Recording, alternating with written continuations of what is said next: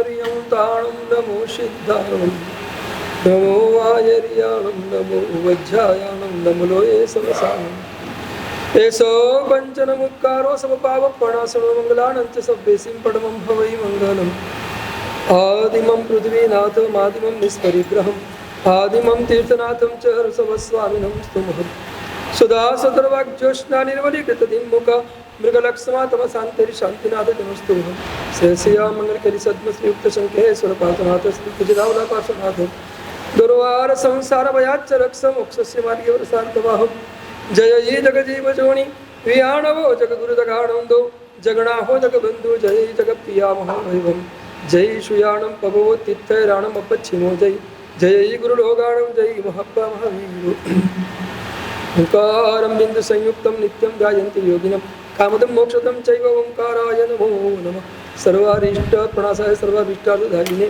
સર્વલબ્ધિનિધાનાય ગૌતમ સ્વામિને નમઃ જ્ઞાન ધ્યાન ક્રિયાધિકાર્ય કુશલ પ્રદ્યુમ્ન ચેતા ગુરુમ આંતરલોચનમ એકુરોદ્ભાસિતમ યસ્વે ઓંકારણ સુસેવિતમ તદમ ઓંકાર સેવાપરમ સ્વયં સંયમના સદા વિજયતે શ્રી સિદ્ધિ સુરીશ્વરમ સ્વયં સંયમના સદા વિજયતે શ્રી ભદ્ર સુરીશ્વરમ સ્વયં સંયમના સદા વિજયતે શ્રી ઓંકાર સુરીશ્વરમ સ્વયં સમગમતે અરવિંદ સુરીશ્વરમ અજ્ઞાનતિમિરાંધાનાં જ્ઞાનાં જનસદાકયાં નેત્રમન્વિतं મેન તસ્मै શ્રી ગુરવે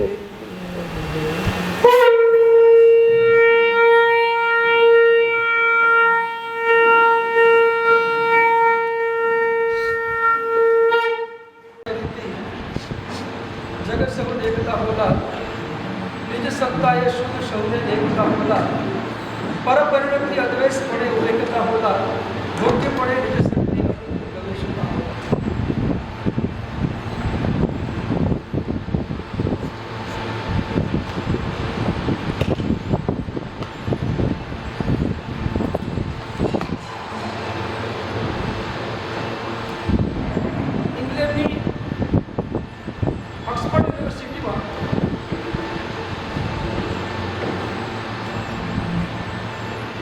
એક પ્રયોગ કરવાનો વિચાર આવ્યો અને એ પ્રયોગ કરવા માટે લંકાથી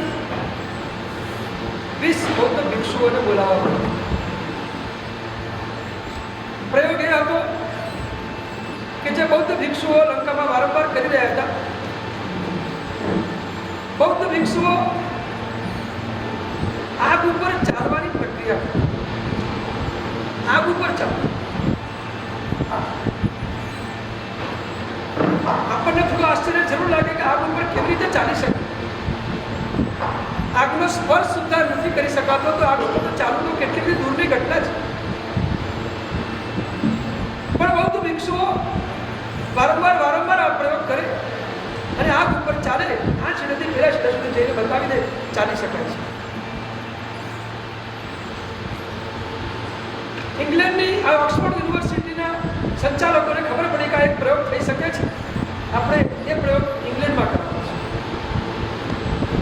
એટલા માટે 20 બૌદ્ધ ભિક્ષુઓને આમંત્રણ આપ્યું કે તમે આવો. 20 બૌદ્ધ ભિક્ષુઓ આવી ગયા, અગ્નિ જલાવી દીધો અને ચાલવાનું સ્ટાર્ટ કરાવી દીધું. એક પછી એક બૌદ્ધ ભિક્ષુઓ એના ઉપર ચાલી રહ્યા છે. 19 બૌદ્ધ ભિક્ષુઓમાંથી બહાર ઉતરી ગયા, એક બૌદ્ધ ભિક્ષુ દાજી.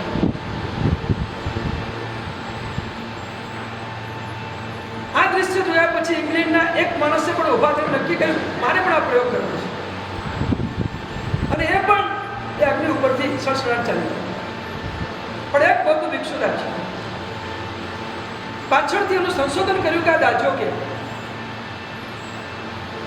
અને સંશોધનમાં એ તથ્ય બહાર આવ્યું કે એના મનમાં શંકા થઈ કે મારાથી અગ્નિ ઉપર ચલાશે કે નહીં ચલાવે.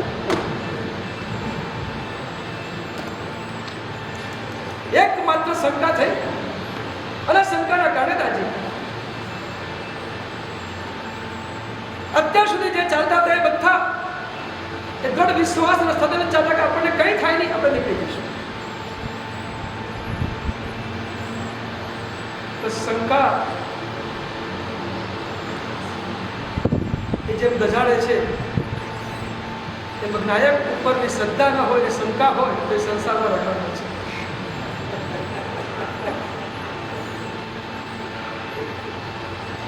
ગહન શ્રદ્ધા જોઈશે આપણને જ્ઞાયક ઉપરની, આપણને આપણા પોતાના શુદ્ધ સ્વરૂપ પરની ગહન શ્રદ્ધા જોઈશે.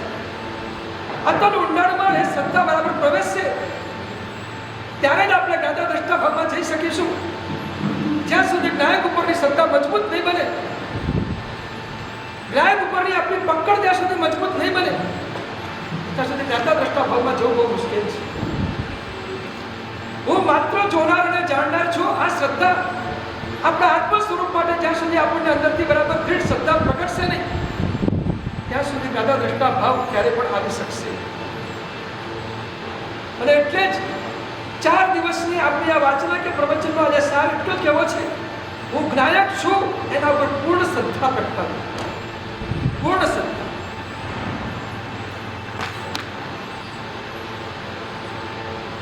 શ્રદ્ધાની સેજ પણ કચાશ, સેજ પણ શંકા થશે તો તમે કરતા ભક્તા ભાવમાં ચાલ્યા જશો. સેજ પણ શંકા થઈ તો કરતા ભક્તા ભાવમાં ગયા. દૃઢ શ્રદ્ધા હશે તો તમે 100% જ્ઞાયક ભાવની શ્રદ્ધાના બળ ઉપર જ્ઞાતા દ્રષ્ટા ભાવમાં ટકી શકશે.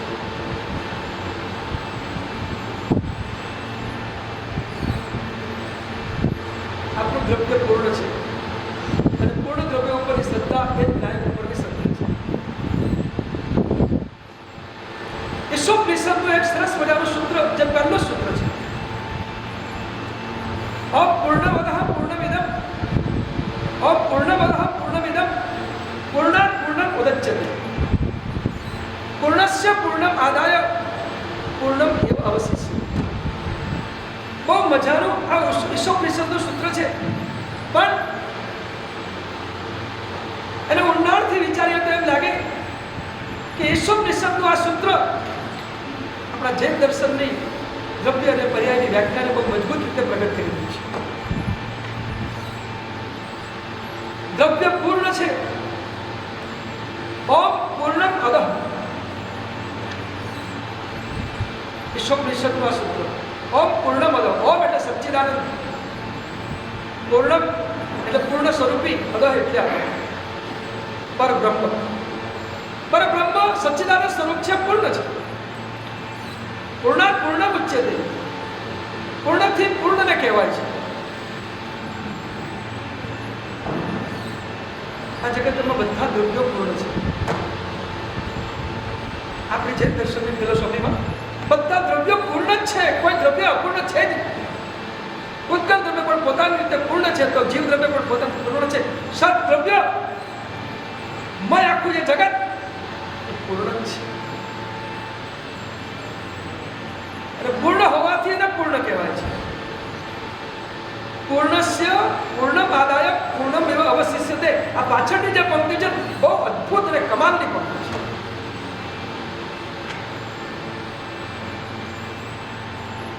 પૂર્ણસ્ય પૂર્ણમ આદાય, પૂર્ણમાંથી પૂર્ણ લઈને બહાર નીકળે છે તો પણ પૂર્ણ જ બાકી રહે છે. થોડુંક મારે તમને સમજાવવું પડશે, મને ખ્યાલ છે. દ્રવ્ય પૂર્ણ છે અને પૂર્ણ દ્રવ્યનો આશ્રય લઈને જ્યારે પર્યાય શુદ્ધ થઈને પૂર્ણ સ્વરૂપે પ્રગટે છે તો પણ દ્રવ્ય તો પૂર્ણ જ રહે છે. શું અદ્ભુત ઈશોપનિષદનું આ સૂત્ર જૈન ધર્મની ઊંડામાં ઊંડી નિશ્ચયની ફિલોસોફીને પ્રગટ કરી રહી છે. પૂર્ણસ્ય પૂર્ણમાદાય પૂર્ણમ એવ અવશિષ્યતે. દ્રવ્ય પૂર્ણ છે અને એ પૂર્ણ દ્રવ્યનો આશ્રય જ્યારે પર્યાય શુદ્ધ રૂપે પ્રગટ કરે છે ત્યારે પર્યાયમાં પણ પૂર્ણતા પ્રગટે છે. આજ આપણી સાધના છે. 4 દિવસ સુધી આ સાધનાની વાત કરી છે કે દ્રવ્ય પૂર્ણ છે, એ પૂર્ણ દ્રવ્યનો આશ્રય જ્યારે ઉપયોગ રૂપ આપણી પર્યાય એનો આશ્રય પ્રગટે છે તો એમાં પણ પૂર્ણતા પ્રગટે છે. અને એક વસ્તુ યાદ રાખજો, ઉપયોગમાં પૂર્ણતા પ્રગટાવી એ જ આપણી સાધના છે, એ જ આપણો સાચો પુરુષાર્થ છે, એ જ સાધનાનો પુરુષાર્થ છે. ઉપયોગમાં જે અપૂર્ણતા છે એ અપૂર્ણતાને ટાળીને ઉપયોગમાં પૂર્ણતા પ્રગટ કરવી છે. પણ પૂર્ણના આલંબન વિના પૂર્ણતા પ્રગટ થતી નથી. પૂર્ણના આશ્રય વિના પૂર્ણતા પ્રગટ થતી નથી. દ્રવ્ય પૂર્ણ છે એટલે એનો આશ્રય લઈને પર્યાયમાં પૂર્ણતા પ્રગટ કરે. આ ઊંચું, આ ઊંચું, આ ઊંચું, આ તમે ચિંતન કરો. આ જ મારું સ્વરૂપ છે, આ જ પૂર્ણતા મારું સ્વરૂપ છે. બસ એનું તમે ચિંતન કરો, એના દ્રષ્ટિ પહેલા શ્રદ્ધામાં રાખો, તમારી પર્યાયમાં એ જ પૂર્ણતા પ્રગટ થશે. જૈન દર્શનની નિશ્ચય સાધના આ જ છે. અને ઈશોપનિષદમાં પણ આ જ વાત કરી છે. અને દ્રવ્યનો આશ્રય એટલે પૂર્ણ પર્યાય થાય છે તો પણ દ્રવ્ય તો પૂર્ણ જ રહે છે. દ્રવ્યની અપૂર્ણતા ક્યારેય આવતી જ નથી. પૂર્ણ એવું અવશિષ્ય છે. પૂર્ણસ્ય પૂર્ણમાદાય, પૂર્ણમાંથી પૂર્ણ લઈએ છીએ તો પણ દ્રવ્ય તો પૂર્ણ જ રહે છે. પૂર્ણ એવું અવશિષ્ય છે. કેટલું મજાનું ઈશોપનિષદનું વાક્ય આપણા જૈન દર્શનની સાથે કેટલું મેચ થઈ રહ્યું છે. કેનોપનિષદની અંદર પણ આવી બહુ મજાની વાત કરે છે. ઉપનિષદો બધા બહુ જોરદાર છે, બહુ મજાના ઉપનિષદો છે. જો એ ઉપનિષદોને આપણે ઊંડાણથી જોઈએ ને ત્યારે આખી ફિલોસોફી પણ ઉપનિષદમાંથી પ્રગટ થતી હોય તો આપણને સ્પષ્ટ રૂપે જોવા છે. કેનોપનિષદની બહુ મજાની વાત એ છે. કેનોપનિષદમાં એક વાક્ય લખાયું છે, જેને વાણીથી કહી શકાતો નથી, જેને વાણીથી કહી શકાતો નથી,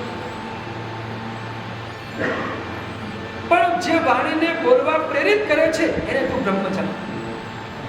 અદ્ભુત વાક્ય છે. જેને વાણીથી બોલી શકાતો નથી, આત્મ સ્વરૂપને વાણીથી કેટલું બોલી શકીએ? અનિર્વચનીય સ્વરૂપ, સ્વરૂપ આપનું અનિર્વચનીય છે. જેને વાણીથી બોલી શકાતો નથી, જે વાણીને બોલવા માટે પ્રેરિત કરે છે એને તું બ્રહ્મ જાણ. પણ જે બોલાય છે ને એ આત્મા છે માટે બોલાય છે. જો બ્રહ્મ ન હોય તો આ શરીર ક્યારે બોલી ન શકે. કોઈ ઇન્દ્રિયનો ઉપયોગ થઈ ન શકે. અંદર બધું આત્મા છે માટે, એટલે વાણીને જે બોલવા પ્રેરિત કરે છે એને તું બ્રહ્મ જાણ. એટલી અદ્ભુત વાત. જેને આંખોથી જોઈ શકાતો નથી પણ આંખને જોવા માટે જે મદદ કરે છે, જેની મદદથી આંખ જુએ છે એને તું બ્રહ્મ જાણ. જેને મનથી વિચારી શકાતો નથી છતાં મનને વિચારવા માટે જે સહાયક બને છે એને તું બ્રહ્મ જાણ. જેને સાંભળવા કાનની જરૂર નથી, જેને સાંભળવા કાનની જરૂર નથી પણ કાન જેની મદદથી સાંભળે છે એને તું બ્રહ્મ જાણ. કોઈ પણ ઇન્દ્રિય પૂર્ણ કર્મના ઉદયથી મળેલી કોઈ પણ ઇન્દ્રિય એ ઇન્દ્રિય પણ પોતાનું કામ આત્મા બ્રહ્મ અંદર છે માટે કરી શકે છે. એ તો ક્યારે પણ કરી નહીં શકે. એટલા માટે તો મળતું અમારા એની 5 ઇન્દ્રિય કશું કરી શકતી નથી.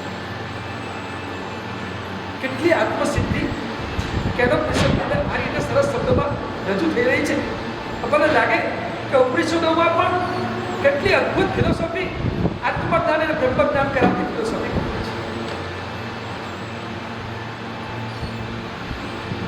જેને જીવંત હોવા પ્રાણની જરૂર નથી. અદ્ભુત વાક્ય તો આ છે. જેને જીવંત હોવા પ્રાણની જરૂર નથી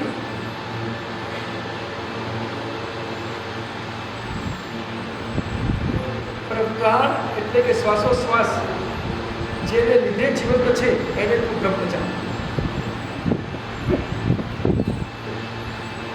આત્માને કોઈ શ્વાસોશ્વાસની જરૂર નથી, આત્માને કોઈ પ્રાણની જરૂર નથી. આત્મા તો ભાવ પ્રાણમાં રમી રહ્યો છે. આત્માને દ્રવ્યપાનની જરૂર ક્યાં છે? જેને જીવંત હોવા પ્રાણની કોઈ જરૂર નથી પણ જે પ્રાણ કે શ્વાસોશ્વાસ જેના કારણે જીવન છે એને તું બ્રહ્મ જાણ છે. કેટલી અદ્ભુત વાત છે.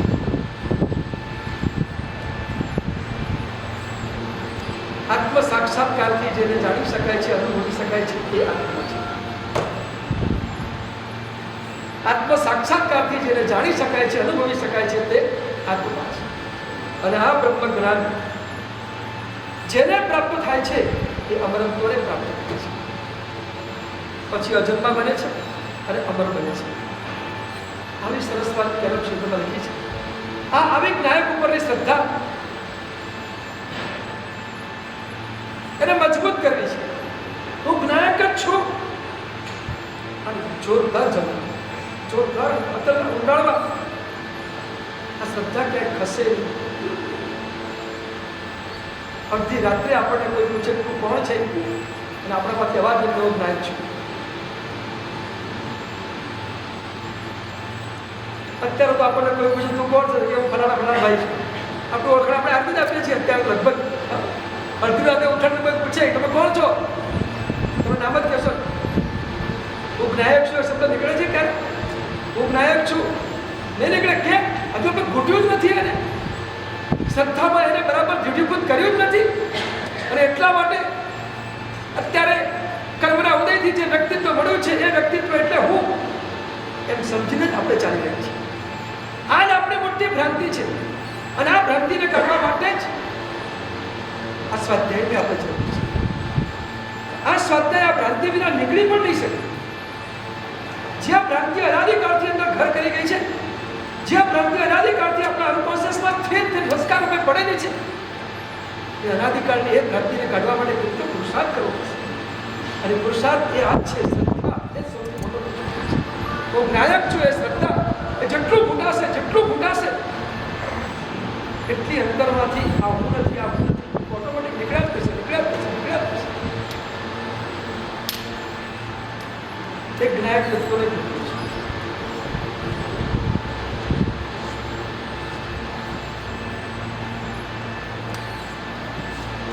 नाता दृष्टा भाव में जोड़ છે.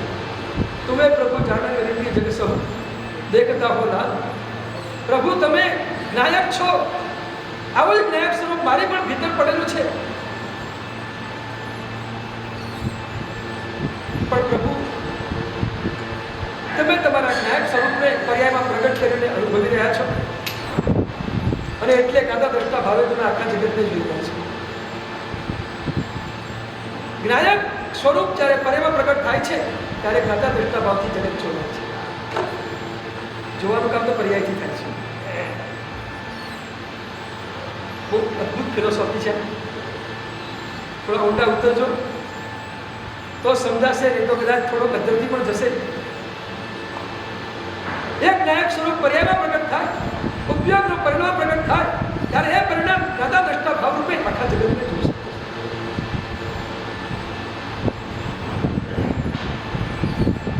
જોવું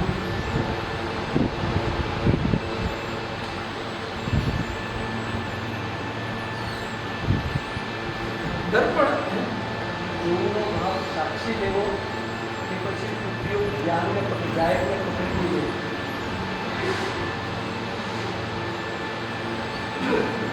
બહુ મજાની વાત, મજાનો પ્રશ્ન છે.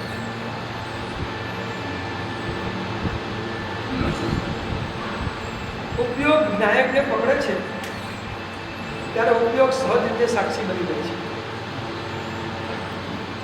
આપણો ઉપયોગ જ્યારે આપણા જ્ઞાયકમાં ડૂબી જાય છે તો ઓટોમેટિક સાક્ષી બની જાય છે. બહાર માત્ર સાક્ષી રહે છે. એ વાત મેં ગઈકાલે પણ કરી કે ખવાય છે, પીવાય છે, તમારો ઉપયોગ, તમારી ક્રિયા બધી બહારની ચાલી રહી છે, પણ એ વખતે પણ તમે જ્ઞાતા લડતા છો કારણ કે તમારી જ્ઞાન ચેતના જાગૃત થઈ. આ લબ્ધો જ્ઞાન ચેતના એક પ્રકારનો લબ્ધો છે. જ્ઞાન ચેતના જ્ઞાન ધારા એ બધું લબ્ધો ઉપયોગમાં જ આવે છે.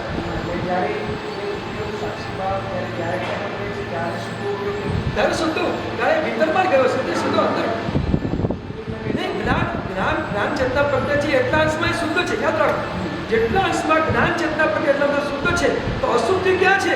ચારિત્રના ગુણની પર્યાયમાં અશુદ્ધિ છે. એની અશુદ્ધિ માત્ર ચારિત્ર ગુણની પર્યાયમાં અશુદ્ધિ છે, પણ ઉપયોગમાં તો બધું એક સાથે જ આવી રહ્યું છે.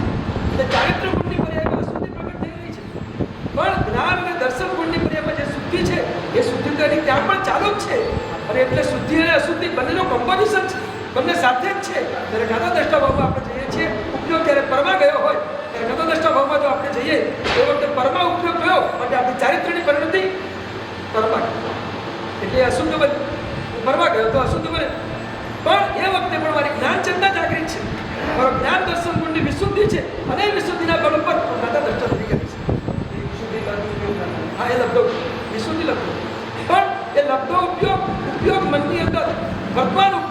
પણ એ બરાબર શક્તિ નથી કામ કરતા. માત્ર ડબ્બો ઉપયોગ નથી, ડબ્બો ઉપયોગ સક્રિય ઉપયોગમાં, વર્તમાન ઉપયોગમાં, પણ એ પોતાનું કાર્ય કરી રહ્યો છે. ચોક્કસ ચારિત્રની ખામી હોવા છતાં પણ તમે એ ખામીને જ્યારે જોવો છો ત્યારે કર્મનો બંધ કરતા નથી, નિદ્રા કરો છો. બહુ ક્લિયર કરો. આ જીવ શાસ્ત્રના પદાર્થો બહુ સ્પષ્ટ અને ક્લિયર છે. ગત દ્રષ્ટા ઉપર આટલો જે ભાર મુકાયો છે આપણે ત્યાં એટલા માટે જ મુકાયો છે. જ્ઞાનીઓને આપણે ખબર છે કે આની ચારિત્ર ગુણની પરિમાં નબળાઈ છે, કારણ કે એનો મોડીનો કર્મનો ઉદય તો ચાલુ જ છે, અને ઉદય છે ત્યાં સુધી કંઈ ને કંઈ વિકલ્પો આ તે બધું ચાલ્યા જ કરશે.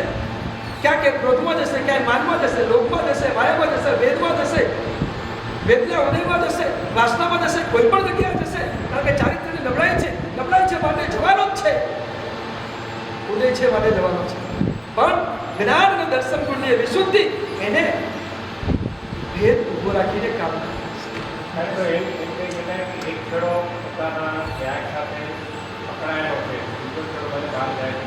શ્રદ્ધા સ્વરૂપે પકડાયેલો છે, કારણ કે દાન જ્ઞાન દર્શન ગુણની વિશુદ્ધિ એ આપણી શ્રદ્ધા છે, અને શ્રદ્ધા ગુણ મજબૂત છે. ન્યાય સાથે શ્રદ્ધાનો છોડો જોડાયેલો છે, એટલે એક જ્ઞાતા દ્રષ્ટા તરીકે ટકી શકે છે. નહીં, શુદ્ધ ઉપયોગ આટલા અંશમાં ખરો, જેટલા અંશમાં જ્ઞાન દર્શન ગુણની વિશુદ્ધિ છે એટલા અંશમાં શુદ્ધ ઉપયોગ છે.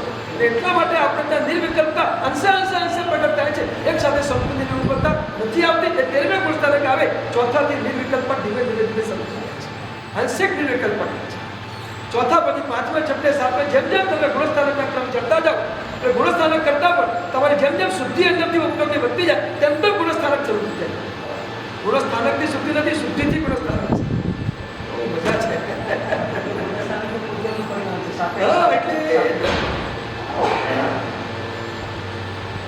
શુદ્ધિ જેમ વધે તેમ તમે આત્મવિકાસની યાત્રા ઉપર ચડતા જાઓ છો, અને એટલે શુદ્ધિનું મહત્વ છે. ઉપયોગમાં જેટલી શુદ્ધિ થઈ, જ્ઞાન દર્શનની શુદ્ધિ થઈ, એટલા અસ્વર તમે ઉપર ગયા. ચારિત્રની શુદ્ધિ જેટલી થાય એટલા અસ્વરથી આગળ જશો. ચારિત્રની શુદ્ધિથી સ્થિરતા આવશે.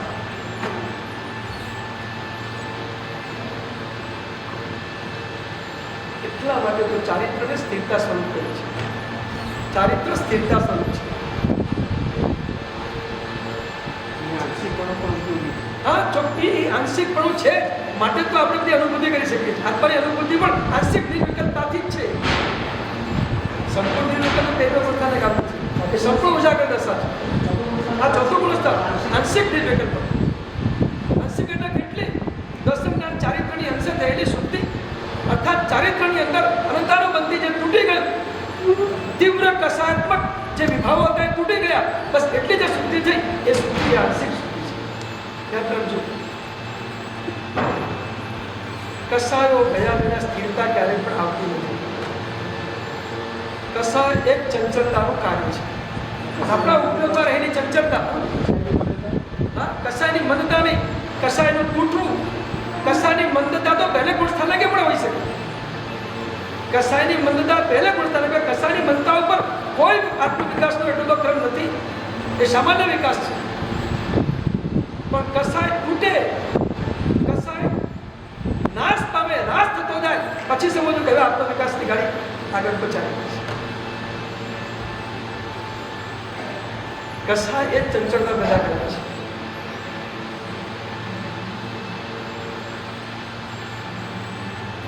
આપણી મહત્વની વાત આ છે.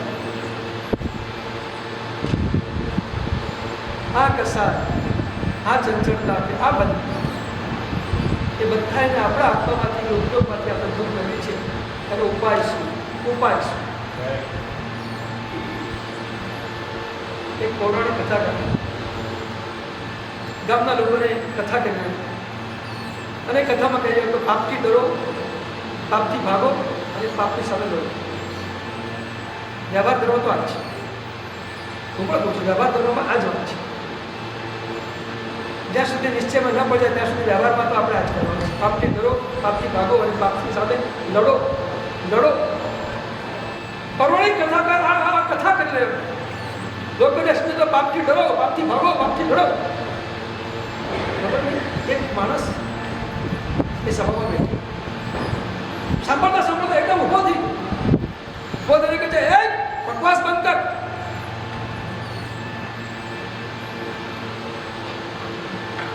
પાપથી ડૂબો,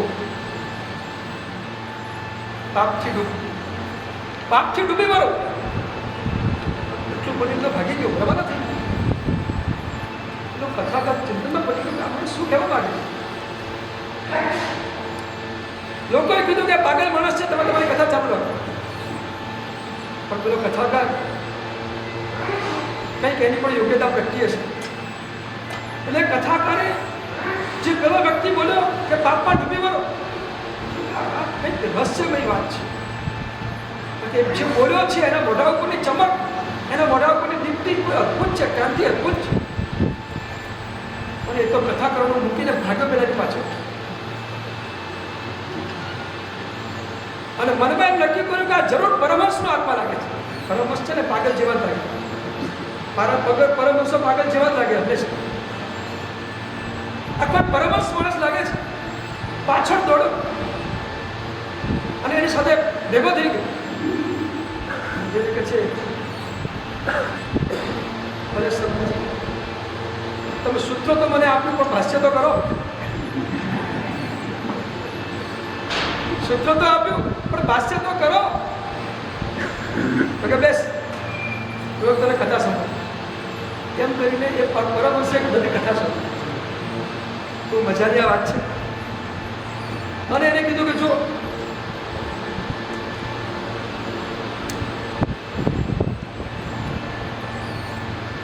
એક માણસ એના ગુરુ પાસે ગયો અને ગુરુ પાસે જઈને એને મંત્ર માગ્યો, સાધના માગ્યો. ગુરુ એને મંત્ર આપ્યો.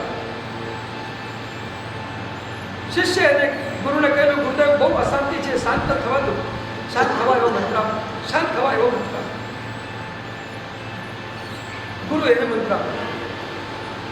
આના ગુરુએ મંત્ર આપીને કીધું 3 દિવસ બરાબર ગણજે, તેથી દિવસો તું શાંત થઈ જઈશ. પણ એક વાતનું ધ્યાન રાખજે, એક વાતનું માત્ર ધ્યાન રાખજે. આ મંત્ર ગણતી વખતે ક્યાંય તું વાદળનું સ્મરણ ન કર.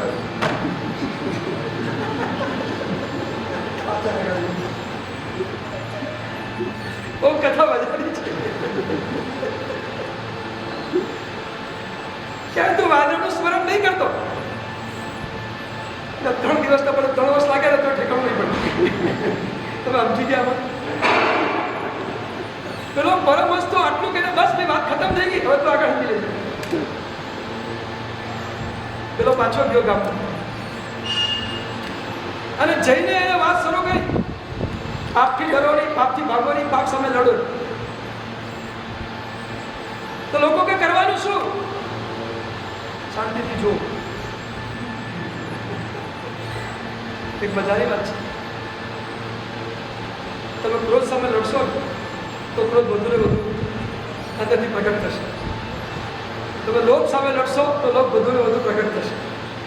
તમે માન સામે લડવા જશો તો માન કશે ઓર અંદરથી પ્રગટ થશે.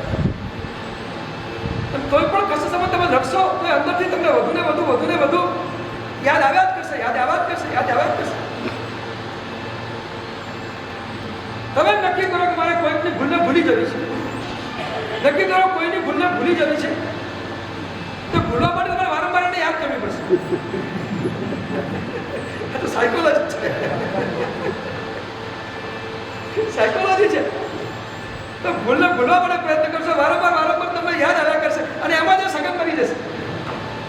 બહુ મુશ્કેલી છે. શું કરવું? બધાનો એક જ રસ્તો છે, ઉદયને શાંતિથી જોયા. સાક્ષી બની જાઓ તમે, વાત ખતમ થઈ. બસ આ સાક્ષી બનવાની. વિનાયક સાક્ષી છે જ. વિનાયકને સાક્ષી બનવાનું નથી, સાક્ષી છે જ. પણ જે સાક્ષી છે એ સાક્ષીપણું પર્યામાં પ્રગટ થાય અને એનો પ્રયોગ જમીન ઉપર થાય. આ જ સાધના છે. જ્ઞાયક તો સાક્ષી જ છે. જ્ઞાયક ક્યારે કરતા હોય ને, એટલે કરતા હોય જ્ઞાયક ને હોય. જે પરનો કરતા હોય એ જ્ઞાયક ક્યારે પણ હોઈ ન શકે. એટલે જ્ઞાયક તો હવે અક્રિય છે. પરમ અક્રિયતા પરમ અક્રિયતા જ્ઞાયકમાં પડે છે.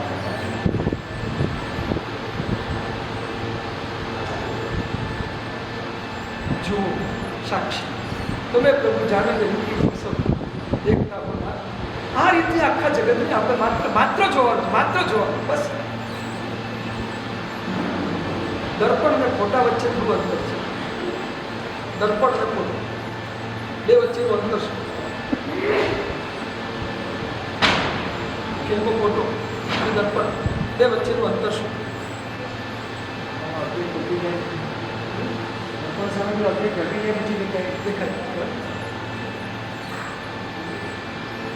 દર્પણની 3 વિશેષતા છે.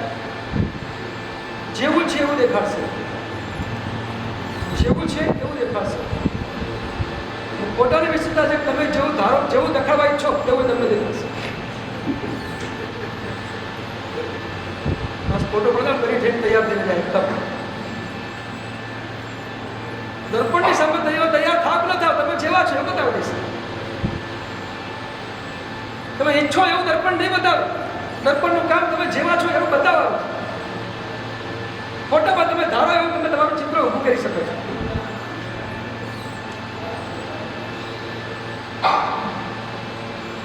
દર્પણની વિશેષતા એ છે કે પોતાના કોઈ પણ પ્રતિબિંબને ક્યારે પણ પકડી રાખતું નથી.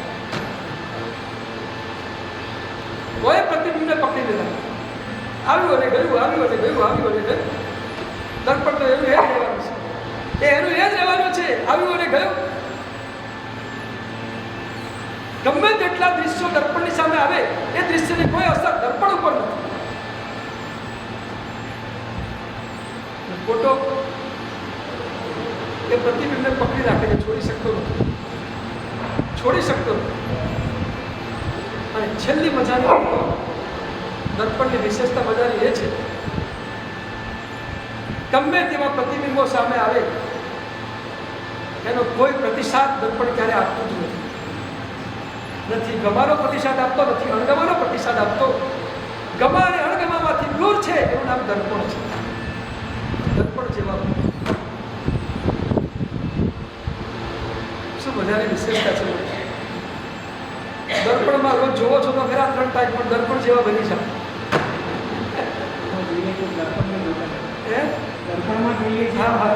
દર્પણમાં જોવો છો પણ દર્પણની પ્રોસેસને જોતા નથી. દર્પણની પ્રોસેસ જોતા જાઓ, શું મજાની પ્રોસેસ છે દર્પણ. પ્રતિબિંબ કદાચ પડે છે પણ પ્રતિબિંબને પકડતું નથી, છોડી દે, બીજી મિનિટે છોડી દે. પ્રતિબિંબ ખસ્યું નહીં, દૃશ્ય ખસ્યું નથી, પ્રતિબિંબ ખસ્યું નથી, કાંઈ એક અને એક પ્રતિબિંબની કોઈ અસર દર્પણમાં ક્યાંય છે નહીં. આપણે આવા બની જઈએ, જગતના દૃશ્યો દેખાય પણ એની કોઈ અસર આપણા ઉપર ન હોય. દર્પણ કોઈ અસર આપણા ઉપર નહીં. મેં કીધું જીવતા મરો, કોઈ અસર નહીં, અસરથી મુક્ત. દર્પણ બની જઈએ તો અસરથી મુક્ત બની છે. નાના રસ્તા બની જઈએ તો અસરથી મુક્ત બની છે. ન્યાયને પકડી લઈએ તો અસરથી મુક્ત બની છે. પણ ન્યાય પકડાતો નથી એટલા માટે અસરોથી મુક્ત થઈ છે. એ ક્રોધની, એ માનની, માયાની, બીજાના અભિપ્રાયની બધી અસરો આપણા ઉપર ચાલ્યા કરે છે. મારા માટે કોણ શું બોલે છે એની અસર સૌથી વધુ આપણને.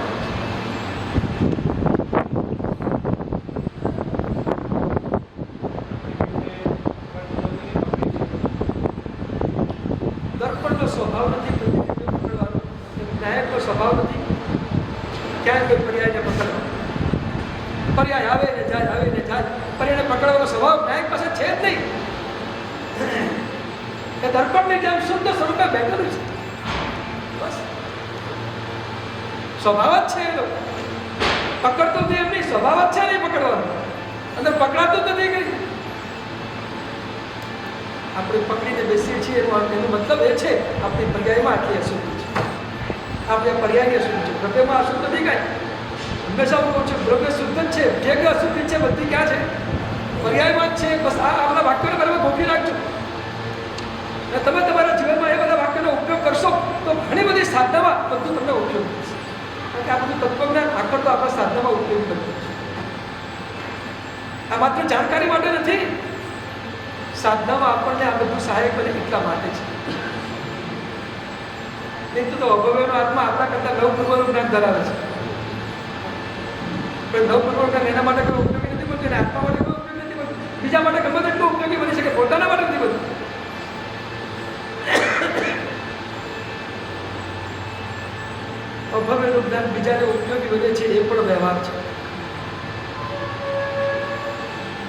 આગળ આજે ઘણી બધી વાતો કરવાની છે.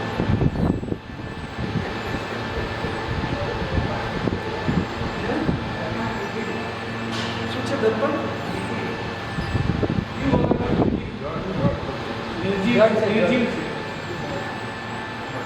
સાચી વાત છે, બિલકુલ સાચી વાત છે. પર માટે તમે એવા નિર્જીવ બની જાઓ તમને કંઈ થશે નહીં.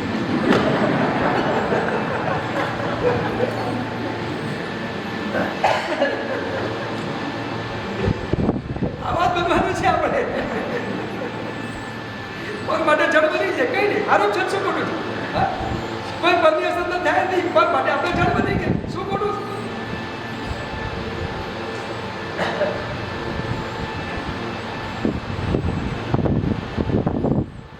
કોઈ ઘટનામાં આપણે ડેટ બની જઈએ ને એ પણ આપણી સાધના છે.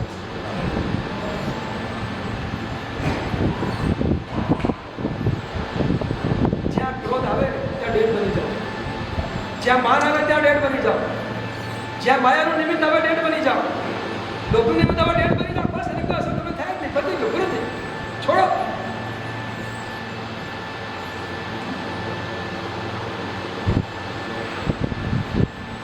આ જ્ઞાતા પૃષ્ઠ ભાવને આપણે ઉજાગર કરવો છે.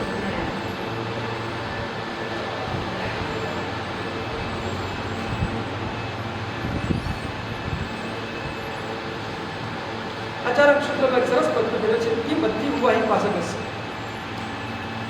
કે મધ્ય ઉવાહી પાસકસ્ય. જોનાર આત્માને કોઈ ઉપાધિ છે, જોનારને કોઈ ઉપાધિ છે. આચાર્ય સૂત્રમાં ભગવાન જવાબ આપે છે નથી, જોનારને કોઈ ઉપાધિ નથી. શું મજાનું સૂત્ર છે કે મધ્ય ઉવાહી પાસકસ્ય. જોનારને કોઈ ઉપાધિ, ભગવાન કહે છે નથી, કોઈ ઉપાધિ નથી. જે જોયે છે એ ઉપાધિ રહિત નથી, એને કોઈ ઉપાધિ રાખતી નથી. એટલે જ આ સાક્ષીમાં ઉપર આટલો ભાર મૂક્યો છે, એટલે જ દાદા દ્રષ્ટા ઉપર આટલો ભાર મૂક્યો છે. તમે એમાં આવી જાઓ, તમને કોઈ ઉપાધિ નહીં.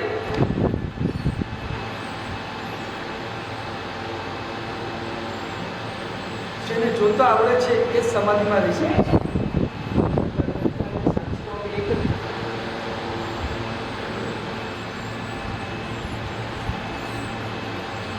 ભાવ શબ્દ બોલો એટલે બંને એક. જ્ઞાતા દ્રષ્ટા ભાવ બોલો અને સાક્ષી ભાવ બોલો એટલે એક. બહુ જ ઊંડાણ છે, તમને કેટલા ઊંડાઈ. જ્યાં ભાવ શબ્દ જોડાય છે ત્યાં સાથે મન છે, અને જ્યાં ભાવ જોડાતો નથી ત્યાં મન નથી. માત્ર સાક્ષી બોલો તો માત્ર જ્ઞાયક આવશે, માત્ર જ્ઞાતા અને માત્ર દ્રષ્ટા બોલો તો શુદ્ધ સ્વરૂપ આત્મા આવશે. પણ તમે જ્ઞાતા ભાવ અને દ્રષ્ટા ભાવ બોલશો તો સાથે મનનું પ્રોજેક્શન થશે.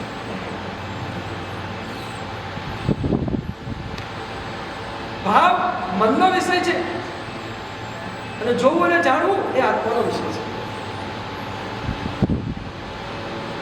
વિચાર કરવા એ મનનો વિષય છે અને તમને શું વિચાર આવ્યો એ જાણવા એ આત્માનો ઉપયોગનો વિષય છે. મન અને આત્માને છૂટા પાડી દો આ રીતે. કંઈ પણ વિચાર આવ્યો એ તમારા મનનું કારણ છે. મન એ કાર્યરત બન્યું, મને વિચાર કર્યો. આત્મા એ તો ગમે જે વિચાર કર્યો એને જોયો. આત્માનું કામ તો માત્ર જોવાને જાણવાનું છે. પણ છદ્મસ્ત અવસ્થામાં આત્મા અને મન સાથે ચાલે છે એટલે આપણે કહીએ કે બે વિચાર કર્યો.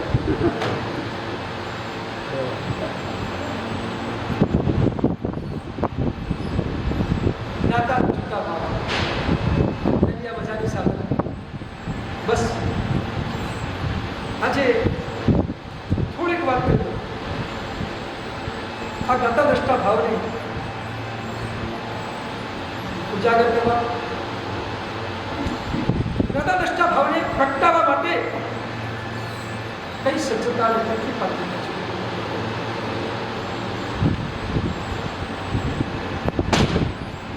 જ્ઞાતા દ્રષ્ટા ભાવમાં રહેવા માટે સૌથી પહેલી વાત છે ક્રમબદ્ધ પર્યાય ઉપર શ્રદ્ધા.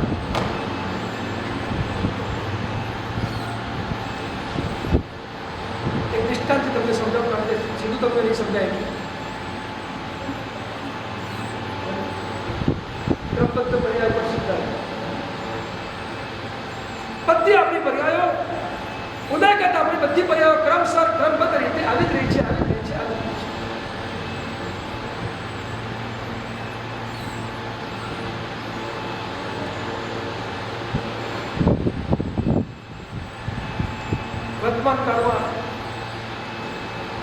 રહેલા ઉચ્ચ સાધક યોગેશભાઈ,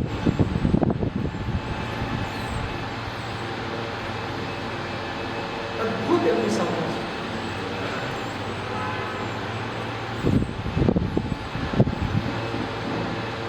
ચોથા ગુણસ્થાનકને પાર ગયેલી એમની સાધના છે. ક્યારેક ક્યારેક એવું લાગે કે સાતમા ગુણસ્થાનકને સ્પર્શ કરતી એમની સાધના છે. એવી અદભુત સાધના આજના કાળની અંદર પણ યોગેશભાઈ કરી રહી છે.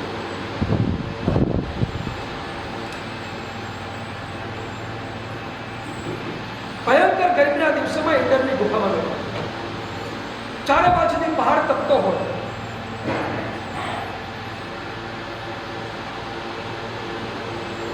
લૂ વાતી હોય, શરીર શેકાઈ જાય એવી ભયંકર પ્રચંડ ગરમી પડતી હોય, અને પતેલા તપેલા પથ્થરની નીચે બેસીને સાધના કરે.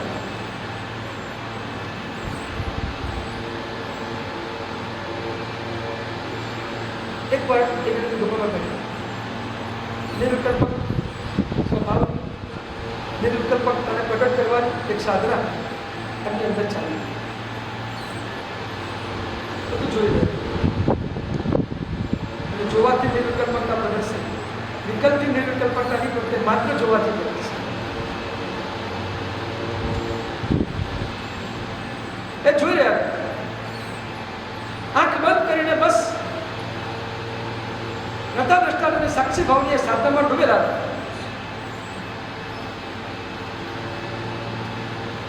સૂક્ષ્મ વિચારો, સૂક્ષ્મ ઉદયો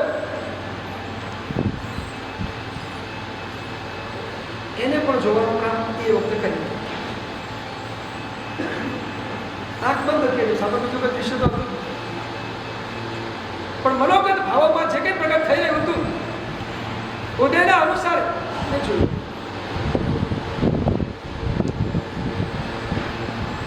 અચાનક પોતાના દરમાંથી બહાર નીકળેલો સાપ ગરમીના કારણે, અને બહાર નીકળ્યા પછી પણ પ્રચંડ ગરમીના કારણે તડફડતો હતો. આમથી આમ જવું ક્યાં, એને પણ ગરમી તો લાગે, અને ગરમીના કારણે ઝૂંઝવાઈ ગયેલો.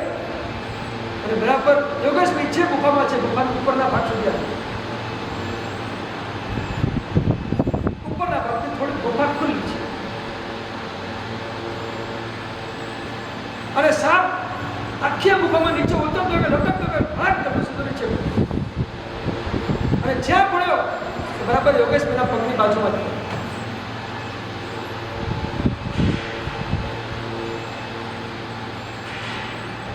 એક ક્ષણ મને ધડાકો થયો, સેજ આંખ ખુલી ગઈ, જોઈ લીધું સાપ છે. બીજી ક્ષણે આંખ બંધ, બીજી ક્ષણે આંખ બંધ.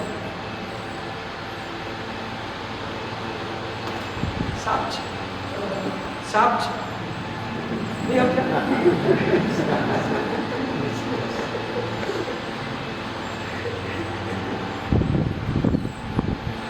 કેટલાક માણસો સાપને જોઈને ભાગે છે, કેટલાક માણસો પોતાની તાકાતનો પ્રયોગ કરીને સાપને મારે છે, પણ એક ત્રીજો વર્ગ એવો છે કે સાપને માત્ર જોડે છે,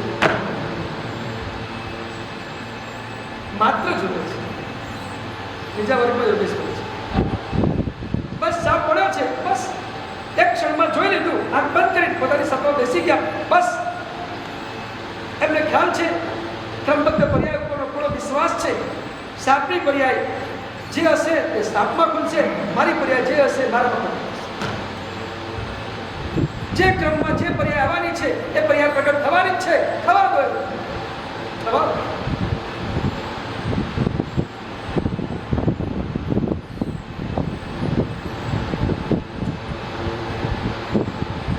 થવાનું છે એ થઈને રહેતું હોય છે. જે થવાનું છે એ શરૂ થાય છે ત્યારે તમને પૂછતું નથી, અને બંધ થાય છે ત્યારે પણ પૂછતું નથી. નાહકના કરતી તો રોજ આપણે લઈને કરીએ છીએ.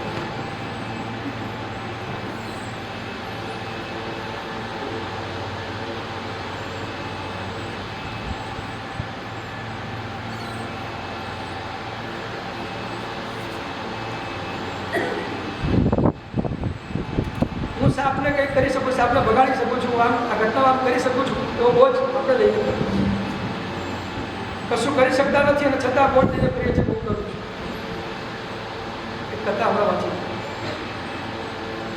વૃદ્ધ સ્ત્રી એ ગામની અંદર કોઈ પણ કારણોસર ગામના લોકોથી નારાજ થઈ ગયા.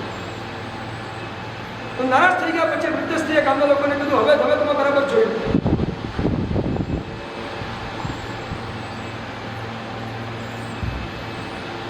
તમે અંધારામાં ભટકીને મરી જશો.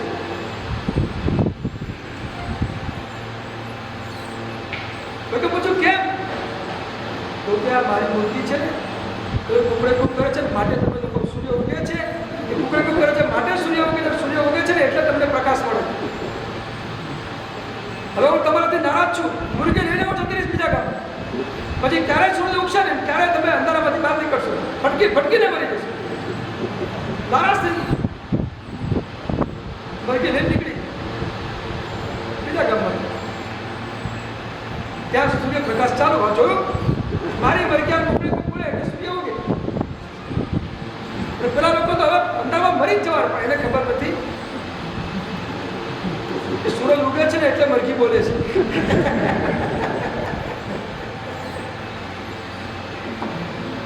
હવે નાકનો બોજ લઈને ભરે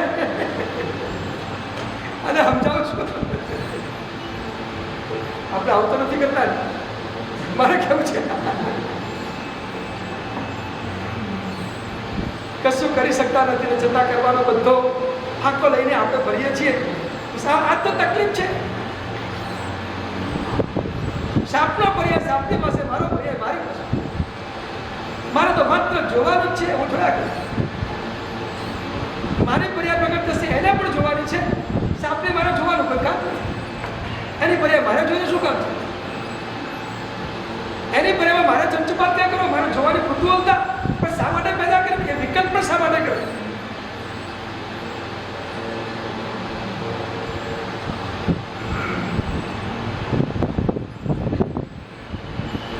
હાથ બંધ કરીને બેસી ગયો. બરાબર એના ચરણોમાં પાસે સાપ પડ્યો છે. કોઈ ડર નથી. ક્રમબદ્ધ પ્રજા હંમેશા નિર્ભયતા. એક ડગલું આગળ વધીને કહું ક્રમબદ્ધ પર્યાની સત્તા નિડરતા આપે, નિર્ભયતા આપે. ક્રમબદ્ધ પર્યાની સત્તા જીવો પરનો મૈત્રી ભાવ.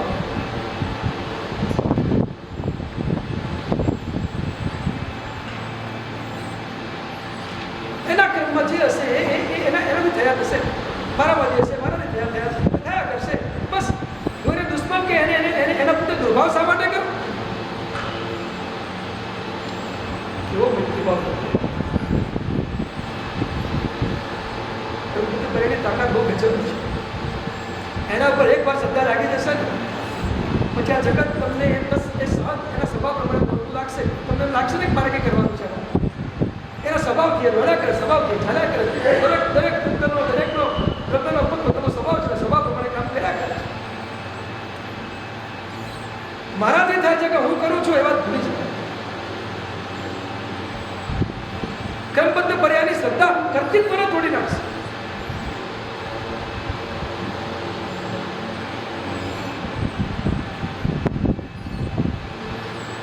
એ પહેલા દિવસે કીધું દેવચંદ્રજી મારાથી ક્રમબદ્ધ પર્યાની શ્રદ્ધા કેટલી કરી છે. પ્રવચન કરે છે, પાછળથી આપણો સાપ માથા ઉપર ચડી ગયો છે. એ એનો પર્યાય બોલું અત્યારે ભગવાન મારો પર્યાય બોલવાનો છે. નિશ્ચિંતા, નિડરતા, નિર્ભયતા અને સાપ પ્રત્યે પણ કોઈ દુર્ભાવની માત્ર મૈત્રી. શું તાકાત છે કર્મબદ્ધ પર્યાની શ્રદ્ધા? તો કરી દો એકવાર.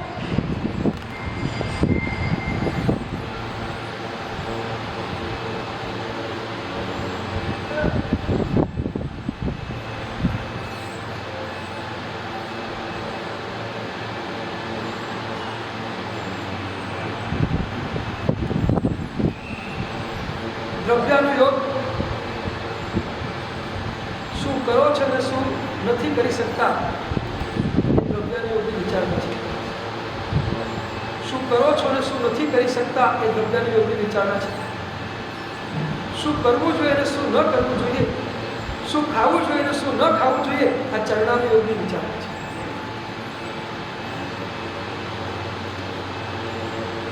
મારે શું કરવું જોઈએ ને મારે શું ન કરવું જોઈએ આ વિચાર એ ચરણાનો યોગનો છે. એ દ્રવ્યાનો યોગનો વિચાર નથી. મારે શું ખાવું જોઈએ અને શું ન ખાવું જોઈએ એ ચરણાનો યોગનો વિષય છે, દ્રવ્ય યોગનો વિષય નથી.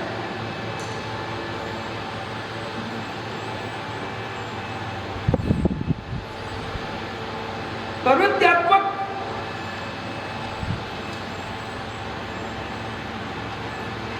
કોઈ પણ વાત એ ચરણાનો યોગનો વિષય છે.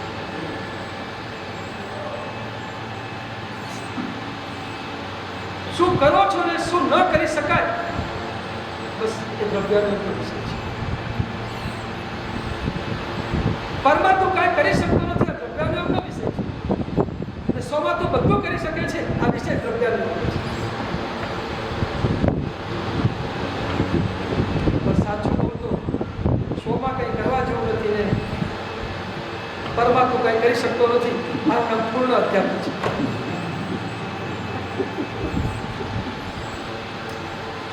સોમાં કંઈ કરવા જેવું નથી અને પરમાં તું કંઈ કશું કરી શકતો નથી.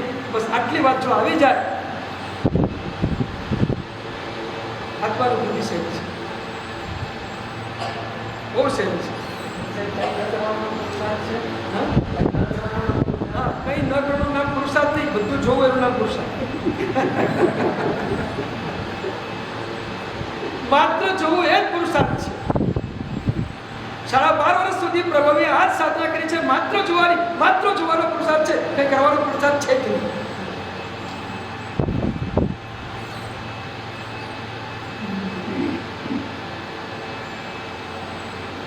ભાવનાત્મક કરવાનો ભાવ એ પ્રભુએ 25 ભૂમાં કરી લીધો છે, 27 ભૂમાં એ ભાવનાત્મક કરવાનો ભાવ પણ પ્રભુ પાસે નથી. પહેલી વાર્તામાં પણ વાત કરી, આજે ફરી ભૂમિને વાત કરી. એવું તો દસ મિનિટ હવે કોઈ ભૂમિકા સમજી જાય.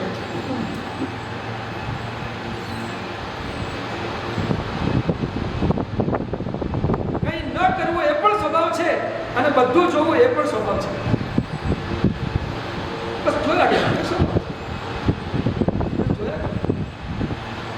પુરુષાર્થ માત્ર જોવાનો છે, પુરુષાર્થ માત્ર સાક્ષી ભાવનો છે, પુરુષાર્થ માત્ર કરતા દૃષ્ટાંત અને એ પુરુષાર્થથી જ દાતા અને દ્રષ્ટા અને સાક્ષી નથી પ્રગટ થશે, એ જ પર્યાયમાં પ્રગટ થશે અને એ અનુભૂતિ થશે પછી એમાં રમણતા થશે.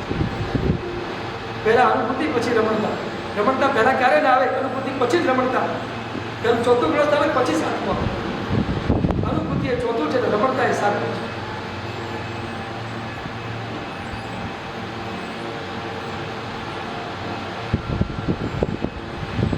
ક્રમબદ્ધ પર્યાય ઉપરની શ્રદ્ધા આ પહેલી.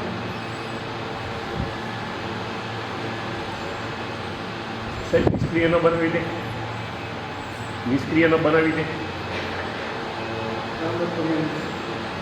જો એક વાત કહું, ઉદય તમને નિષ્ક્રિય નહીં બનાવે, ઉદય તમને ક્યારેય નિષ્ક્રિય નહીં બનાવે. કર્મનો ઉદય દોડતા જ રહેવાનો છે, દોડતા જ રહેવાનો છે. આપણી વાત તો એટલી જ છે કે એ ઉદયને પણ જોતા શીખી છે.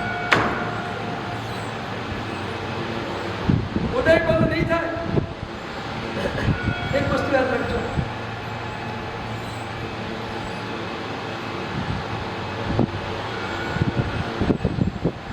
કરવાનું કદાચ નહીં છૂટે, કરવાનું નહીં છૂટે પણ કરવાનો ભાવ છોડી દે છે. તમે સંસારમાં છો તો કરવાનું તો રહેવાનું છે. તથા પ્રકારનો કર્મ તમે કરવાના ક્ષેત્રમાં લઈ પણ જશે, કરાવશે પણ કરો બધું. પણ જે કર્મના ઉદય થાય છે એનો એમાં કર્તૃત્વ ભાવ હું કરું છું એ ભાવને છું, એ ભાવને છું. આખું નિશ્ચય અને અધ્યાત્મ જગત ભાવ ઉપર જ ચાલે છે. કરવાનું ખરું વગર એમાં કરતા માનવાનું છોડી દે. હા ચોક્કસ, હું આ કરું છું ને હું આ કરતા છું એ ભાવ છોડી દઉં. થઈ રહ્યું છે, તમે ભલા કહ્યું, બેકાર કહ્યું, થઈ રહ્યું છે. બસ ઉદય છે ને થઈ રહ્યું છે. જે થઈ રહ્યું છે એને માત્ર જુઓ. જે થઈ રહ્યું છે એનો મતલબ એ છે કે તમે કરતા બંધ નથી રહ્યા, તમે કરી તો રહ્યા જ છો, પણ થઈ રહ્યું છે એનો મતલબ એ છે એમાં કરતી તો ભાવ છૂટી ગયો છે. આ ભાવને જ છોડવો છે આપણે, કારણ કે ભાવ જ નડે છે. યાદ રાખો, તમારું કરતી તો નડતું નથી, મારું કરતી તો ભાવ નડે છે. તમારી કીર્તિ કે તમારું કરતી તો નડતું નથી, જે નડે છે ને કરતી તો ભાવ નડે છે. હું કરું છું ને એ ભાવ નડે છે. તમે ખરેખર કહું મહિલા એના પિતાની સામે જંગે ચડી હોય ને તો આ એક જ કારણે જંગે ચડી છે. એના પિતા કહે છે કે હું સુખી કરું ને હું સુખી કરી શકું. એને મહિલા કહે છે પિતાજી એ વાત ખોટી, સૌના ઉદયથી સુખી અને દુઃખી થાય, તમે કરો છો એ વાત મંજૂર નથી. કારણ કે સિદ્ધાંત ખોટો છે. હવે સમજી ગયા? તો મહિલાને સમજો તો તમારી જાતે નથી સમજતા. તમને વાત છે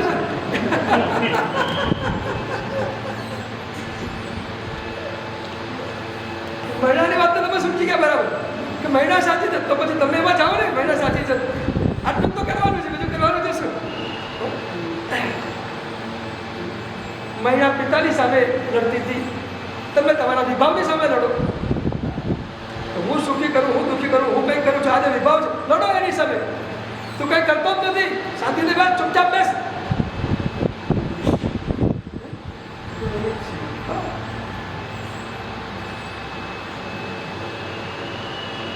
શું મહિલાની દૃઢ શ્રદ્ધા છે?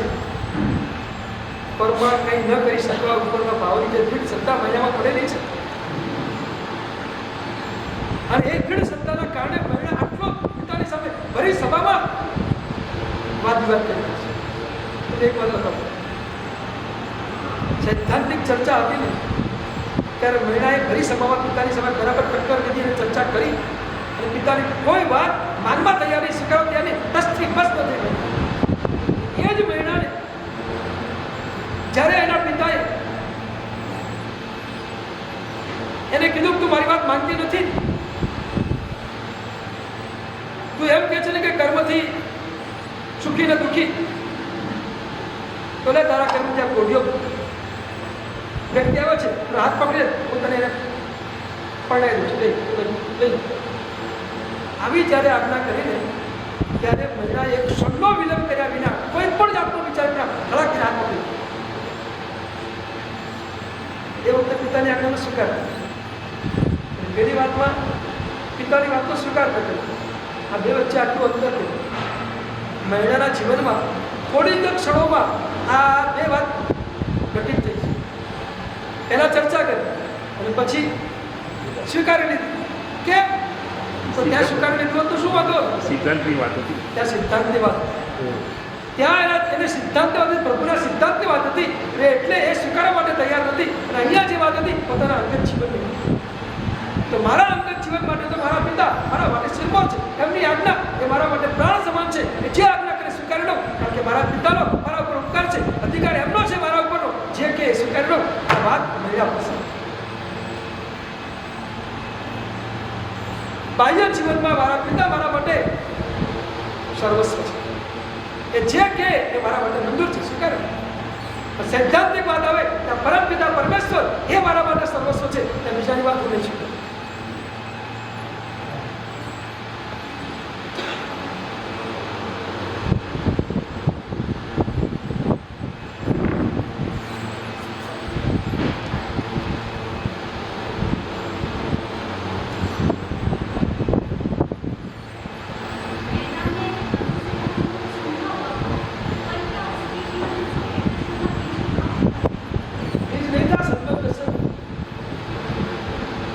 अच्छी मात्रा में खिला हुआ था.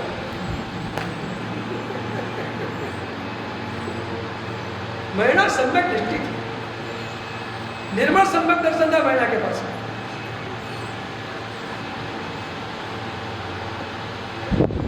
उनके सम्यक दर्शन में कहीं कचास नहीं थी,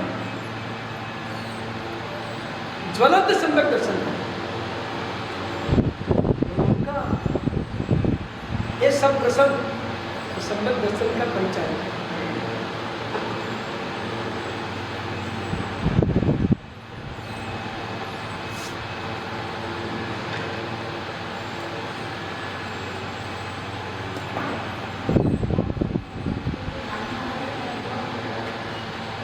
વિભાવ સામે લડવાનું એ પહેલા ગયું. લડો નહીં, ખાલી જુઓ.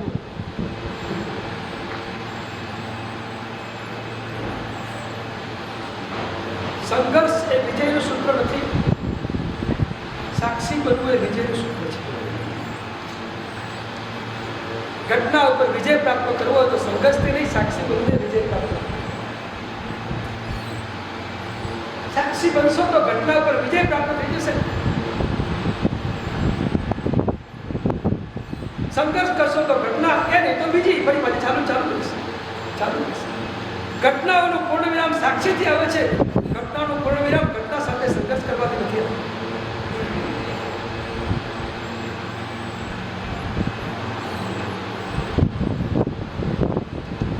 પરિસ્થિતિ સામે લડવું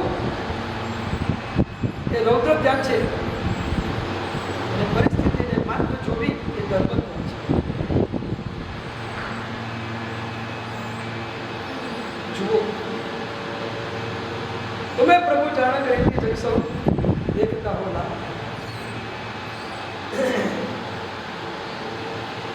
પહેલા નંબરમાં ક્રમબદ્ધ પર્યાય ઉપદેશ.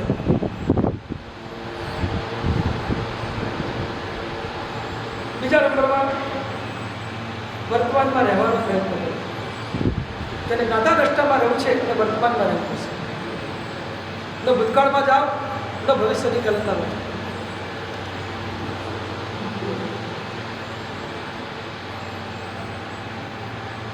અતીતનું સ્મરણ ન કરો, ભવિષ્યની કલ્પના ન કરો, માત્ર વર્તમાન.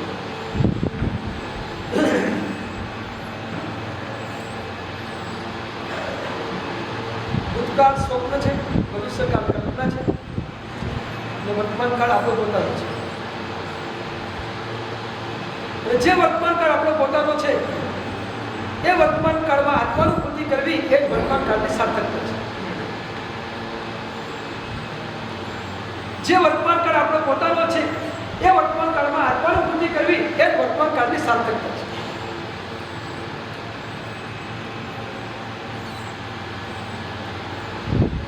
જે વર્તમાનમાં જ માત્ર રહે છે એને આત્માનુભૂતિ બહુ જલ્દી થઈ ગઈ છે.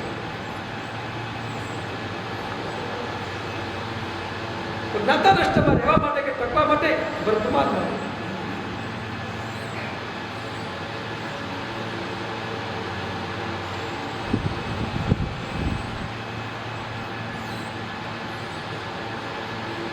ભૂતકાળ એ ડેડ થઈ ગયેલી ઘટના છે.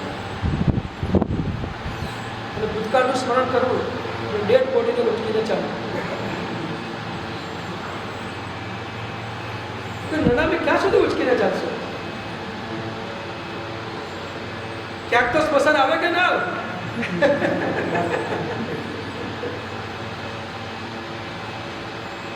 આપણે નનામીને ક્યાં સુધી ઉચકીને ચાલશું?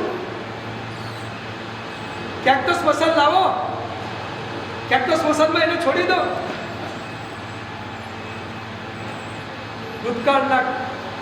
ભૂતકાળની વાતને છોડવા માટે, જણાવીને છોડવા માટે વર્તમાન કાળ સ્મશાન છે.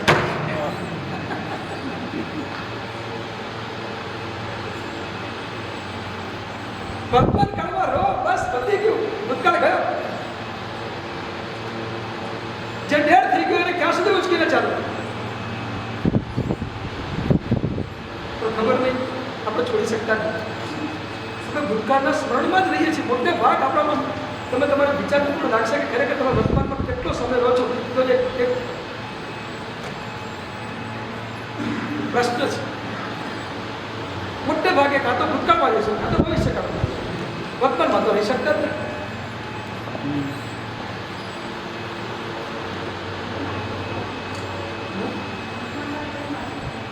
હા,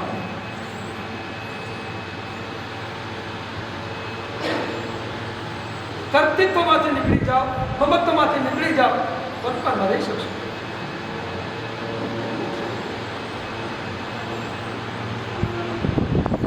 મમત્વ ભવિષ્યની કલ્પનામાં રહી જશે, કર્તૃત્વ ભૂતકાળમાં રહી જશે. મેં આમ કર્યું હોત તો, મેં આમ કર્યું હોત તો આ કર્તૃત્વ. અને મારી આવતી પેઢીનું શું? આ મમત્વ એ કલ્પનામાં રહી જશે. બધું બહુ જ પ્રેક્ટિકલ છે. આ બધું બહુ પ્રેક્ટિકલ છે. જીવન સાથે બધું મેચ થઈ જાય છે. એને આમ કર્યું હતું, મેં આમ કર્યું હતું, પણ જે ઘટના બની ગઈ હોય એને આમ કરતા વિચારો હવે શું થઈ ગયું ડન ઇઝ ડન. છતાં એ વિચાર છૂટતો નથી. આ દાદા દ્રષ્ટાની ભાવની સાધના છે એ વર્તમાનમાં રહેવાની સાધના છે. તટસ્થ ભાવની સાધના ભૂતકાળના ભવિષ્યને છોડાવી દેશે. એટલે તો આ તટસ્થ ભાવની સાધના કે વર્તમાનમાં આપણે જે કંઈ સાધના ચલાવી રહ્યા છીએ એ સાધનામાં એક જ કામ કરજો, વિચાર આવે તો પણ વિચારને જોઈ લેજો, એ વિચારમાં ક્યાંય પડતા નથી.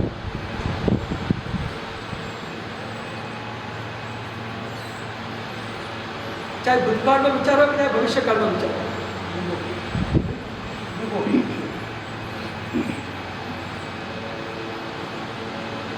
કોઈ પણ વિચારો ભૂતકાળ કે ભવિષ્યકાળનો અને જોઈ લો, બસ પતી ગયું, ડૂબો ભરો.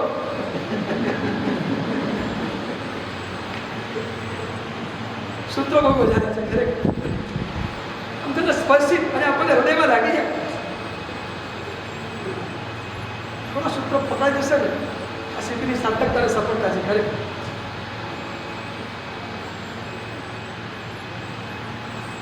હોમવર્ક થોડું બરાબર ઘરે જઈને કરજો. વર્તમાનમાં રાખવું છે ચોક્કસ. ક્રમબદ્ધ કરીને શ્રદ્ધા વર્તમાનમાં જ રાખી, એ આગળ પાછળ લઈ જ ન જાય. ને લઈ જાય તો ક્રમબદ્ધ કરીને શ્રદ્ધા તૂટી જાય.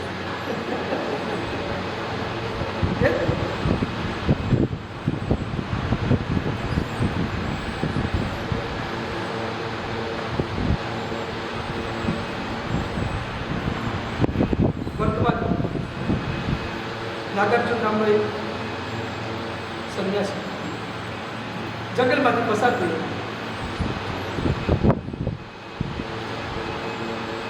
એની પાસે પાણી પીવા અને ભોજન કરવા માટે કમંડલું.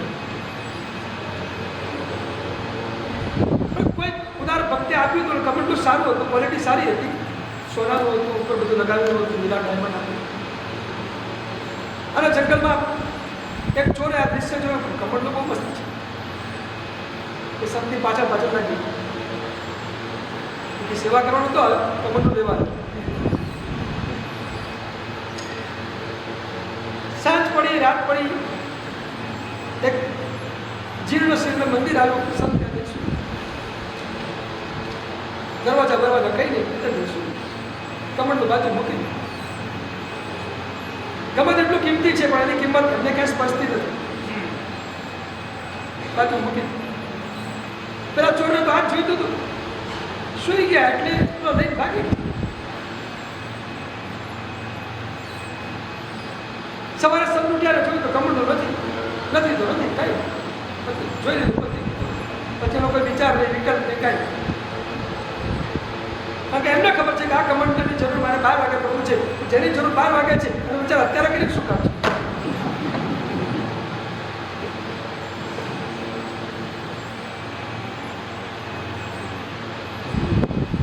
જ્યારે જરૂર પડશે ત્યારે કોઈ કામમાં વાળું મળી જશે. અત્યારે ચિંતા કરીને શું કામ છે? અત્યારે આપણે આપણી સાધનામાં લાગી જાઓ, આગળ દેખાશે.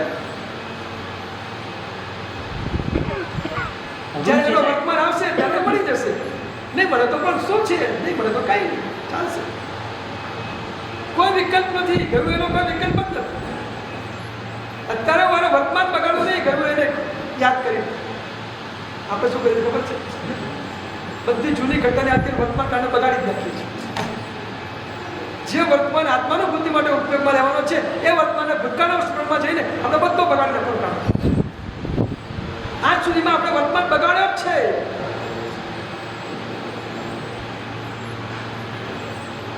વર્તમાનમાં રહો તો ગતદર્શન ભાવની સાધના અદભુત થઈ જાય, અદભુત. ક્રમબદ્ધમાં રહો, વર્તમાનમાં રહો, બધું એકનું એક સાંકળી છે, બધું સાંકળે જોડાયેલું છે બધું.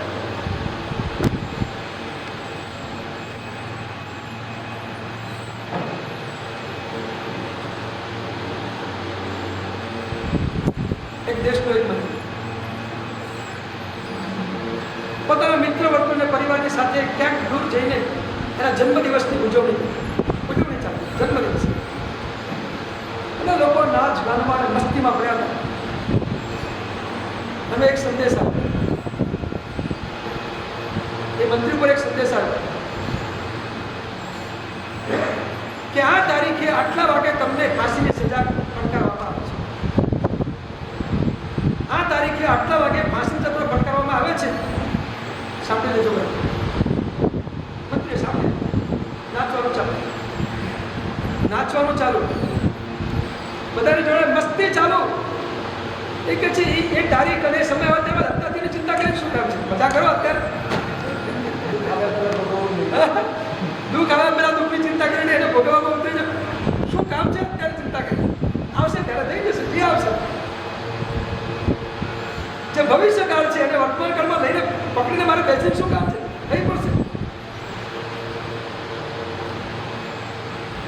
આપણે કેટલી ભવિષ્યની ચિંતા કરીએ છીએ, તમે કેટલી પેઢીની ચિંતા કરો, કેટલી પેઢીની ચિંતા કરો તો ખરા કઈ?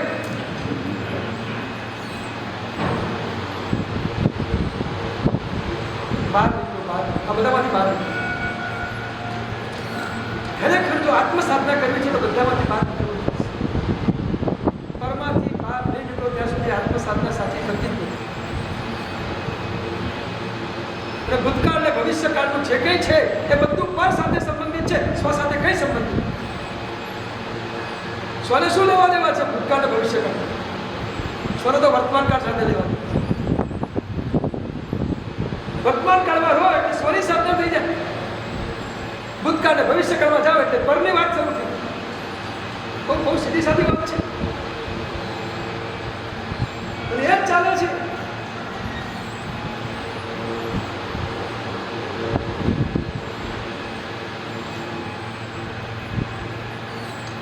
ચિંતા છોડી દો, ભવિષ્યની ચિંતા છોડી દો,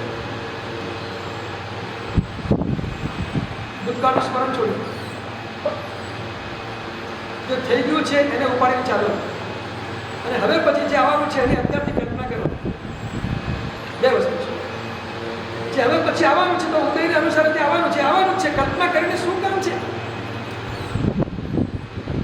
અને એક વાત પૂછું, તમે જેવા ભવિષ્યની કલ્પના કરો છો એવું જ ભવિષ્ય થાય નક્કી કરો તો શું કરવા પર ચિંતા કરો? બોલો, તમારી કલ્પના પ્રમાણે બધું થવાનું છે તો પછી એ કલ્પના કરવાનો મતલબ શું છે? સામાન્ય કલ્પના કરવી જોઈએ. અને આપણો સ્વભાવ એવો પડી ગયો છે કલ્પના કર્યા વગર રહેતા જ નથી.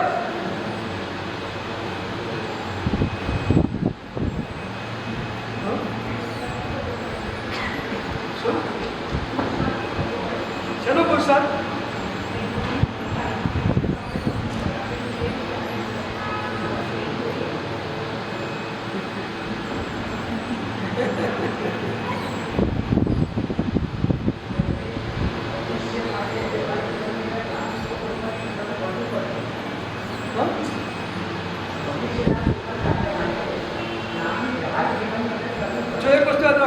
વ્યવહારિક જીવનમાં જો ટાઈમનો વાંધો નથી, પણ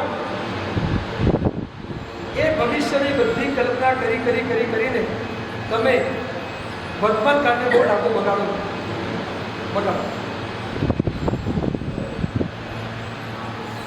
એક વસ્તુ યાદ રાખો, વર્તમાન કાળ જેનો સારો છે એનો ભવિષ્યકાળ સારો જ થાય છે. તમે જો વર્તમાન કાળને સારો નહીં બને તો ભવિષ્યકાળ ક્યારે પણ સારો નહીં. વર્તમાન કાળમાં તમે જો ખરેખર સાધનાની વાત કરીએ, આપણે સાધનાની વાત કરીએ છીએ એટલા વર્તમાન કાળમાં તમે સાધનાના માર્ગ ઉપર કરો, ભવિષ્યકાળ વર્તમાન ગુંચવણ જ છે તમારો. બાકી સંસારમાં જે કંઈ તમે વ્યવહારમાં કરી રહ્યા છો એ વ્યવહાર ભલે તમારો થતો હોય એની ના નથી.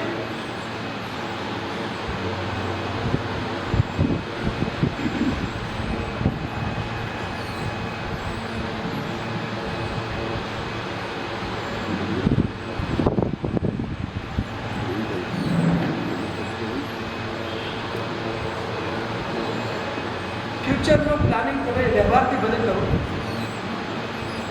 વ્યવહારથી ફ્યુચરનું પ્લાનિંગ કદાચ તમે કરો એની કોઈ ના નથી, પણ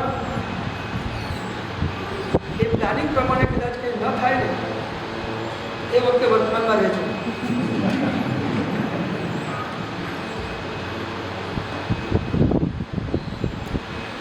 નહીં તો આકુરતા વધારે વગર નહીં રહે, ઉદ્વેગ વધારે થયા કરશે. બહુ કલ્પના કરવા બહુ વધારે ઉદ્વેગ થવાની શક્યતા છે. ઠીક છે, વ્યવહાર છે, સામાન્ય થોડું પ્લાનિંગ કરે એટલી વાત છે. એટલે જવું છે તો પ્લાનિંગ કરવી તો બરાબર છે, પણ એથી લાંબી બહુ ભવિષ્યની કલ્પના નહીં કરો. કારણ કે ભવિષ્ય તમારા હાથમાં છે નહીં. માટે તમે કહો છો અત્યારે બધું વાપરી નાખશું, એન્જોય કરી લઈશું તો કાલે શું?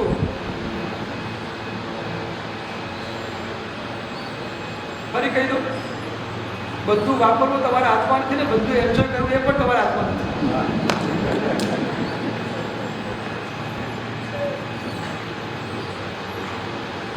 જો જવાનું હશે ને તો તમને એ બુદ્ધિ સૂચશે, પણ જવાનું નહીં હોય તો તમને બધું વાપરવાની બુદ્ધિ પણ નહીં સૂચે. તમારા હાથમાં છે શું એ તો મને બતાવો. છે શું? એક ચિત્ત બતાવો.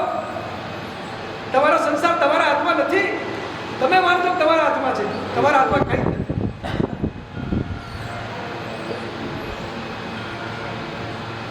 થાંભલાને બાદ પીડીને માણસ ઊભો હોય પછી કે થાંભલો મને છોડતો નથી, એ વાતમાં દમ છે કઈ?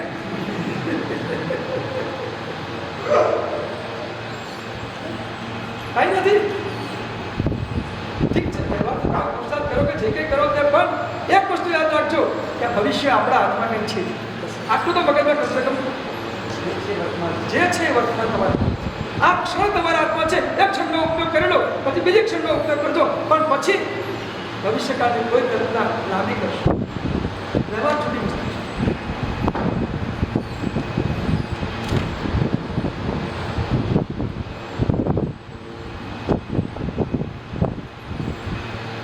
સાહેબ ઘણી વાર બહુ મસ્ત દૃષ્ટાંત આપે છે. મેં ઘણી વાર સાહેબ પાસે સાંભળ્યું છે. ટ્રેન ચાલુ થઈ, નીચેની બર્થ ઉપર એક બેન બેઠા હતા, ઉપર એક ચિંતક વ્યક્તિ બેઠો. ટ્રેન ચાલુ થઈ અને પછી બેનને થોડી તરસ લાગી પાણી.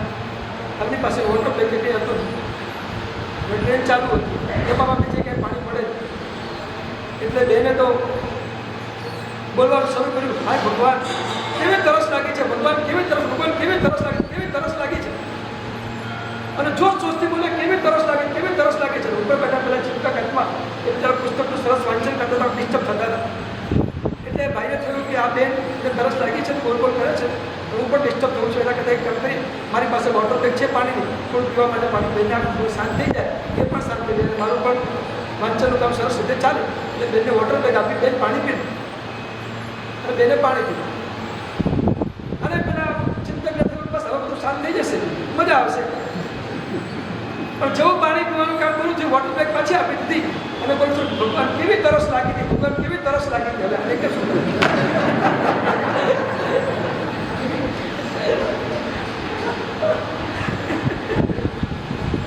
શું કરવું?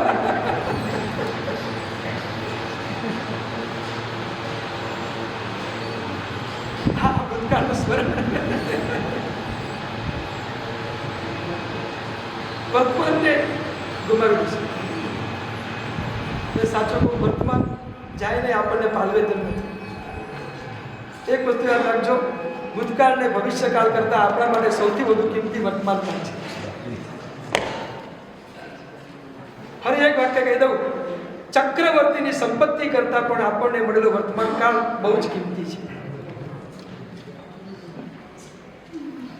ચક્રવર્તીની સંપત્તિ પણ એની પાસે તુચ્છ છે, આપણને મળેલો વર્તમાન કાળ એના કરતા પણ કિંમતી છે. જે વર્તમાન કાળમાં આપણે આત્માનુભૂતિ કરી શકીએ, જે વર્તમાન કાળમાં સાક્ષીમાં જઈને આપણે તત્વ રમણતાને માણી શકીએ, એવો જે મસ્ત મજાનો વર્તમાન કાળ એ ચક્રવર્તીની સંપત્તિ કરતા પણ અધિક કિંમતી છે. એટલે જેટલા બને એટલા વધારે વર્તમાન કાળમાં રહેવાનો પ્રયત્ન કરો.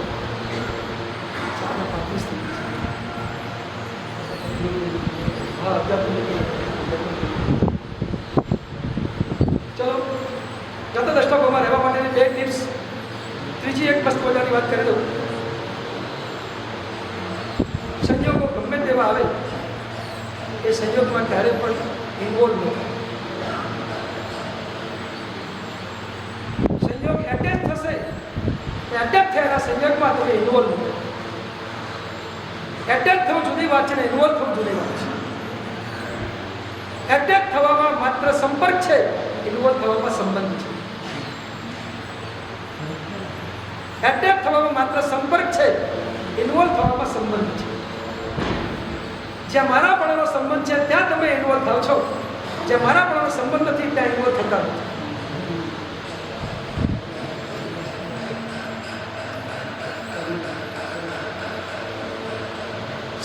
જે કંઈ છે એ તારું સ્વરૂપ નથી, એ તું નથી, બસ એમાં ડોલ ન થાવ. સંપર્ક કરનાર નથી ભલે થયો થવા દો, પણ તું ડોલ ન થાવ. એ તારો માનીશ નહીં ત્યારે મારો નહીં. સંયોગે હું છું ને સંયોગે મારો છે, આ વાત મગજમાંથી કાઢી.